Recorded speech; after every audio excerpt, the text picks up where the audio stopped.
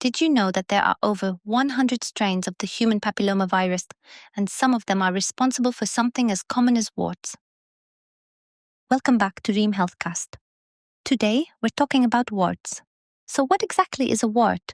A wart is essentially a small skin growth caused by HPV, human papillomavirus. The virus enters the skin through a tiny cut or scratch, and then it triggers extra skin cell growth, which forms that raised bump we call a wart. They can appear anywhere on the body, hands, feet, even near your eyes. And they're contagious, right? How does that work? Yes, warts are contagious, but not in the way a cold or flu spreads. You usually need direct contact with a wart or a surface that's been touched by someone with a wart. For example, walking barefoot in public showers or sharing personal items like razors can increase your risk. And if you already have a wart, scratching or picking at it can spread it to other parts of your body. So, what are the different types of warts people might encounter? There are several types, and each has unique characteristics. The common warts are rough, raised bumps that often have tiny black dots on them. You'll usually find them on hands, fingers, knees, or elbows. And there are plantar warts that show up on your feet. Plantar warts are hard, grainy growths that usually develop on the soles of your feet or between your toes. Because they're in weight-bearing areas, they tend to grow inward, which can make them quite painful when you walk or stand. And then there are flat warts. Those are smaller and smoother. Flat warts are tiny, smooth, and flat-topped. They're often skin-colored and tend to appear on the face or the back of the hands. They're more common in children, which is interesting because kids seem to be more susceptible to certain types of warts. And filiform warts. They're a bit more unusual in appearance. Filiform warts are definitely unique. They're long, thin, and thread-like, and they often grow quickly. You'll usually find them on the face, around the eyes, or near the mouth. Because of their location, they can be particularly noticeable and sometimes mistaken for skin tags. That's a good point. I think a lot of people confuse warts with skin tags in general. But they're pretty different, aren't they? Absolutely. Skin tags aren't caused by a virus and aren't contagious. They're more common in people with diabetes, obesity, or hormonal changes. Warts, on the other hand, are caused by HPV and can spread. Warts grow quickly and require specialist consultation to differentiate from skin tags. Got it. Let's get back to the types of warts. What about other types of warts? There is periungual warts. Those are the ones that grow around the nails, and they can be particularly troublesome.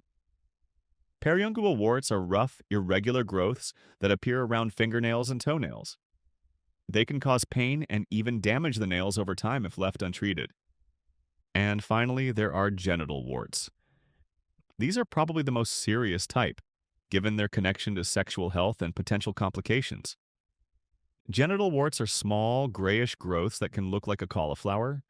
They're transmitted through sexual contact and can appear on the vulva, vagina, or cervix in women, and on the penis in men. They definitely require immediate medical attention, not just to treat them, but also to prevent complications like cervical intraepithelial neoplasm, which is a premalignant condition. But most of warts aren't dangerous, right? For the most part, most warts are harmless. They can cause discomfort, pain, like plantar warts, or aesthetic concerns, especially if they're on visible areas like the face or hands.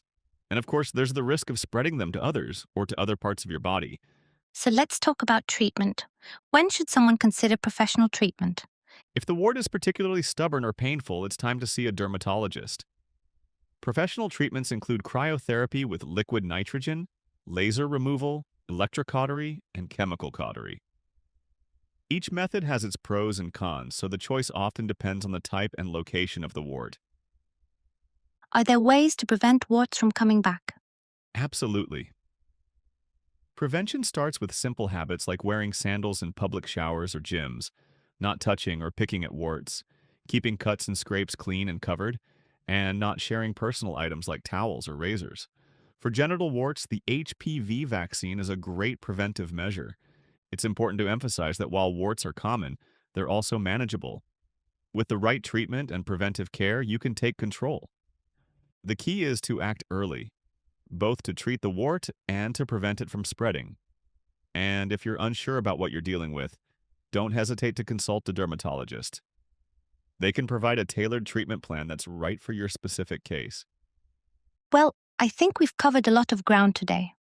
From understanding what warts are to exploring treatment options and prevention tips, there's a lot to take away from this conversation. Warts might be a small issue in the grand scheme of things, but they're a perfect example of how a little knowledge can make a big difference.